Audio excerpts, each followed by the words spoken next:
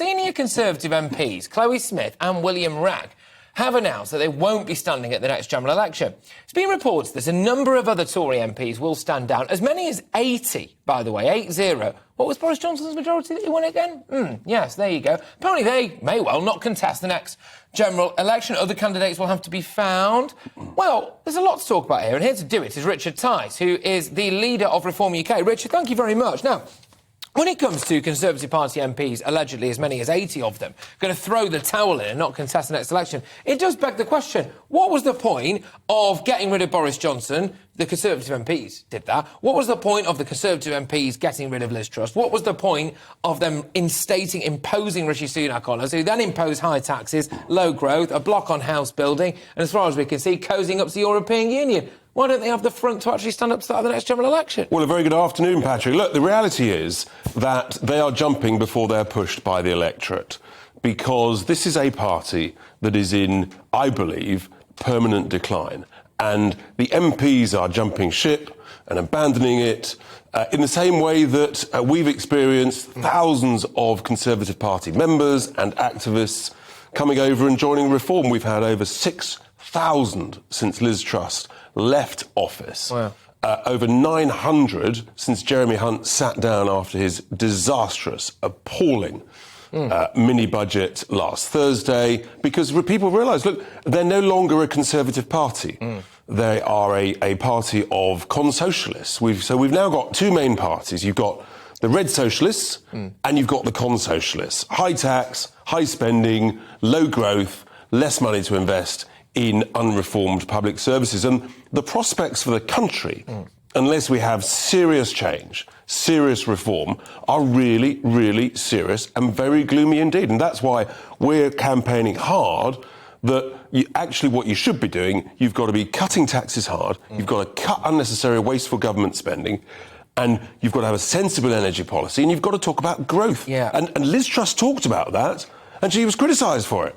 Yeah, no, indeed. I mean, you think you're right to point out you could fit a Rizzler paper between the two main parties at the moment, which is a pretty desperate state of affairs for the electorate. I've got to ask you, though, what makes you think you'd be able to do it if you get elected? Because the Tories at least talk tough when it comes to illegal immigration, apparently unable to stop anything on that. Liz Truss wanted to go for growth, and big bankers and the markets got in the way of that. Why would you be able to do it all? No, it's very simple. People are sick and tired of the Tories talking the talk, which they're very good at. They all sound lots of lovely, nice language. And we've heard this for year after year after year until people are bored and sick of it. People want someone who's got a track record of doing, achieving, and who basically tells it as it is. And what you see is what you get. And whether it's... Look, you can cut taxes sensibly by cutting out a raft of unnecessary government spending on other things. I mean... I came up with a list of 6 things that would save 200 billion quid, right? Yeah, which would mean that you could cut taxes, you could cut wasteful spending, you could put a bit of money back in the tin, right? And you could get some growth back in this economy. You cannot tax your way out of a crisis. You've got to grow your way out of a crisis. And none of the main two parties are offering that in any shape or form. No, I mean, there is another angle to the Tories, like rats off a sinking ship, or whatever the phrase is. 80, as many as 80 Conservative MPs rumoured to not be planning on standing at the next general election. We'll have to wait and see as those numbers pan out. But if that is the case, they could be not just throwing the towel in when it comes to them biffing Boris Truss, imposing Sunak on us, this high tax, low growth agenda, no house building, not doing anything about illegal immigration. Possibly just handing the Labour Party the keys to Downing Street as well. It's almost like a coup, isn't it?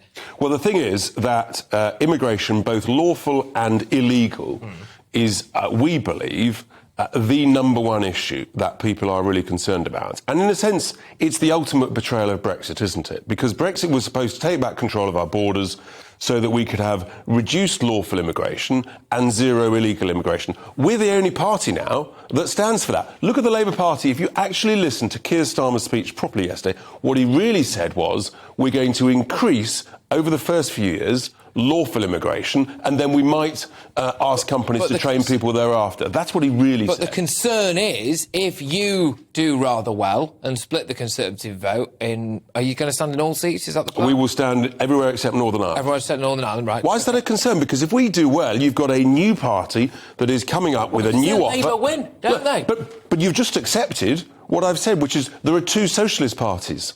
This socialist party is utterly incompetent. The country's public services are broken. Taxes are at record highs since the Second World War. The last decade, when the Tories have been in charge, has been the lowest growth for 70 years. So look, they're a socialist party. Labour are an incompetent socialist party that will let more people into this country and do nothing about illegal immigration.